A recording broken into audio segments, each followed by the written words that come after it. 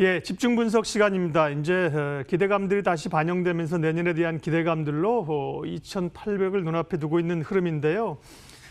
시장 이슈 분석하면서 전략 점검하겠습니다. 상명대 DNA-랩 황세훈 객원연구위원 오셨습니다. 어서 오십시오. 네, 안녕하세요. 반갑습니다. 네, 이렇게 한 해가 훅 갔습니다. 그러게 말입니다. 대단한 코로나19로 시작해서 코로나19로 끝나는 그런 한 해.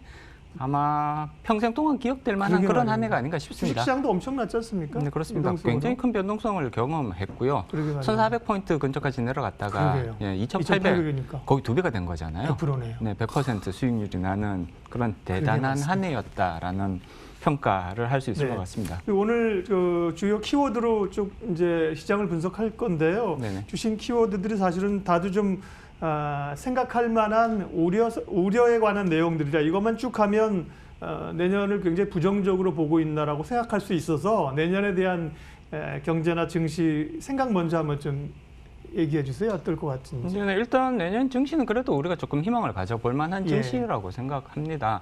여전히 코로나19에 대한 불확실성 상당한 수준으로 존재를 하고 있는 것이 사실이지만 원래 이제 이런 종류의 자연재해 내지는 질병으로부터 발생하는 리스크가 해소되는 과정들을 살펴보면 백신이 나왔으니까 한 방에 그냥 끝나버리는 깔끔하게 정리되는 이런 형태로 이거 위기가 마무리되는 경우들은 사실 거의 없었다라고 평가를 해볼 수가 있습니다. 네. 계속해서 백신이 개발되고 변종이 나왔다. 그래서 백신이 여기에 대해서 과연 효과가 있느냐 없느냐 거기에 대한 논란이 또 나오고 지나놓고 나서 보면 내지는 또 이제 새로운 종류의 백신이 또 신속히 개발되고 이런 쉽게 말하면 장군과 멍군을 계속해서 반복하는 형태로 위기가 내지는 불확실성이 차츰차츰 해소되는 이런 모습을 보이는 게 오히려 일반적이라고 볼 수가 있습니다.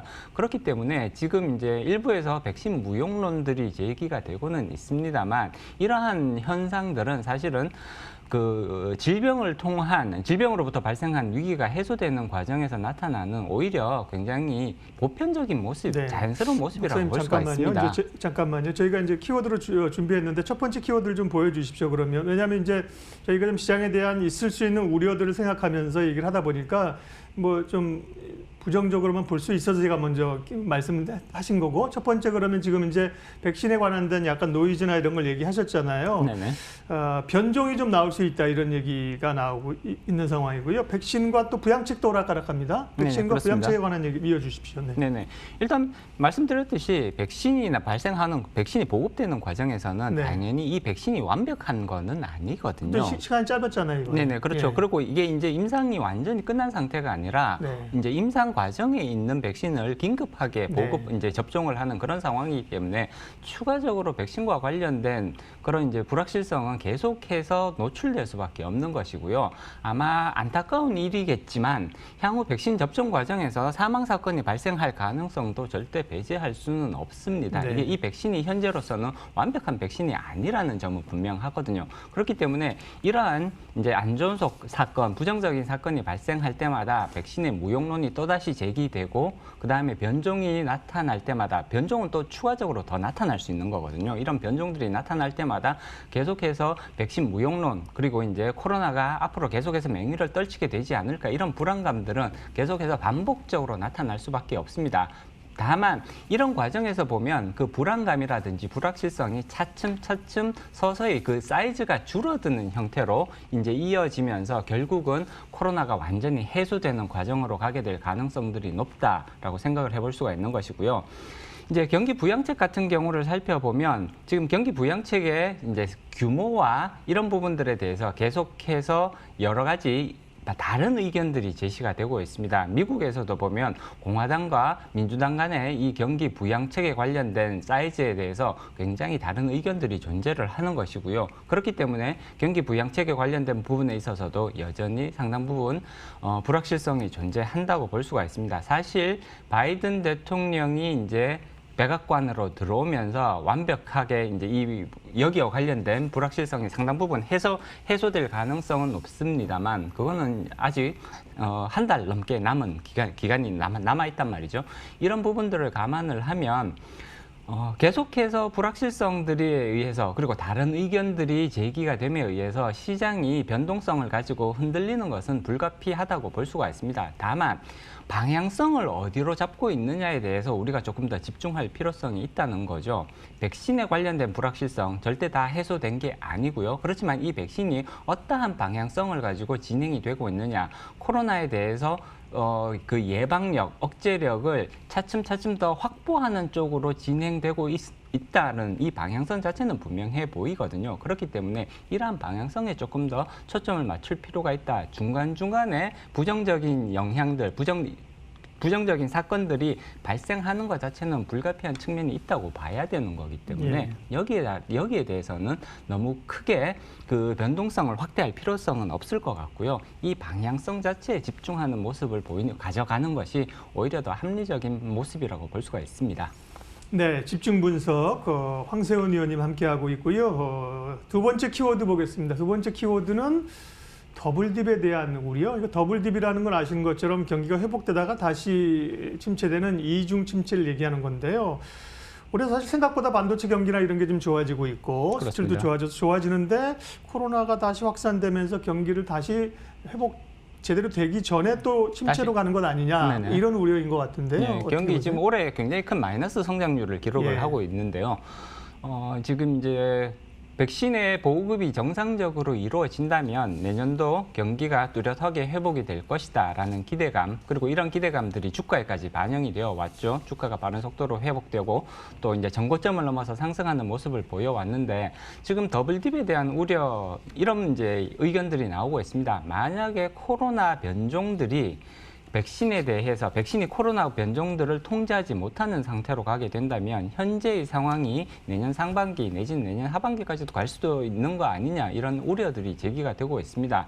따라서 이런 우려들 때문에 지금 주가가 조금 주춤해지는 모습, 그리고 경제 회복세가 사실 좀 둔화되는 모습, 유럽을 중심으로 해서 다시 또 경제 봉쇄들이 강화되는 조치들이 나타나고 있거든요. 이렇게 되면 결국은 경기 회복세가 우리가 생각했던 것보다는 훨씬 더 지연되는 이런 모습으로 나타나는 것이 아니냐라는 우려들이 제기가 되고 있기 때문에 결국은 다시 또 경제 회복세, 경제 성장률이 다시 또 마이너스 쪽으로 계속해서 떨어지는 모습으로 갈 수도 있다. 이런 우려들이 제기가 되고 있는 것이거든요.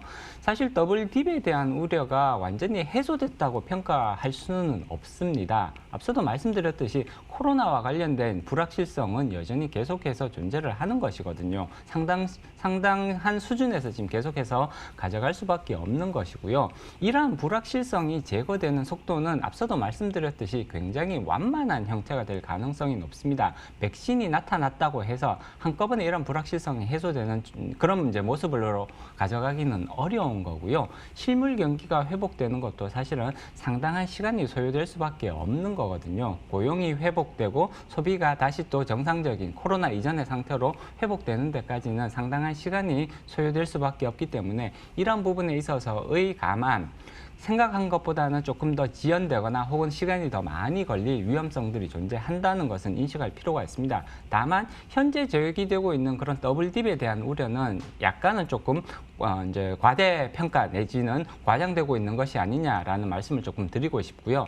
코로나 백신이 과연 효과가 있느냐, 무용론까지 제기가 되고 있습니다만 그 방향성 자체에 우리가 조금 더 집중을 한다면 사실 더블딥의 가능성은 아예 없다라고 말씀드리기는 어렵겠습니다만 그 가능성은 현재로서는 상당히 제한적인 수준이다. 따라서 여기에 대한 것보다는 오히려 시장이 회복되는 모습을 보일 가능성에 조금 더 많은 높은 비중을 둘 필요가 있을 것 같습니다. 네, 집중 분석 세 번째 키워드, 마지막 키워드가 될 것 같습니다. 굉장히 중요한 얘기죠. 이제 우리 원화가 워낙 강세로 빠르게 떨어지다가 지금 1,100원 위로 올라왔습니다. 네. 다시 원화의 약세. 이거는 약달러가 이제 좀 제동이 걸리는 것인가, 이런 궁금증이고요. 환율과 함께 글로벌 자금 흐름, 국내 외국인들 추이, 이런 게 이제 궁금합니다. 알려주십시오. 네, 일단 환율은 굉장히 중요한, 우리 경제에 여러 가지 이제 영향을 많이 미치는 중요한 요소라고 볼 수가 있습니다. 지금 1,080원까지 환율이 떨어졌다가 다시 이제 또 1,100원으로 환율이 상승하는 모습을 보이고 있는데 일시적인 현상일 가능성을 더 높게 예상하고 있습니다. 그럴 수밖에 없는 것이, 일단 앞서 말씀드렸듯이 현재 환율이 다시 상승하는 모습을 보이는 것은 코로나 백신에 대한 신뢰가 흔들리면서 경기 침체가 더 계속해서 이제 더 길어지는 것이 아니냐라는 우려들이 다시 또 높아지고 있습니다. 이렇게 되면 결국은 안전자산인 달러에 대한 수요가 증가하면서 환율이 상승하는 모습으로 이렇게 연결이 되고 있는데요. 경기 침체가 우려될 가능성보다는 코로나 백신이 이제 어느 정도 계속해서 효과를 보이면서 진정세, 완만하게 진정세로 이어질 가능성이 오히려 더 높다고 예상을 해볼 수가 있습니다. 중간중간에 변동성이 증가를 하면서 거기에 따른 우려, 위험 자산에 대한 선호가 일시적으로 후퇴하는 이런 모습이 계속해서 반복적으로 보일 가능성은 높습니다만 그 방향성 자체를 놓고 보면 결국은 위험 자산에 대한 선호가 오히려 완만하게 증가할 가능성을 더 높다고 예상해 볼 수가 있는 것이고요. 그렇게 된다면 결국은 일시적으로 달러가 다시 상승하는, 달러 환율이 상승하는 모습을 보일 수는 있겠습니다만 이러한 추세가 계속된다기보다는 이거는 중간에 나타나는 변동성 장세 내지는 환율의 변동성 정도의 차원으로 이해를 할 필요성이 있을 것 같고요.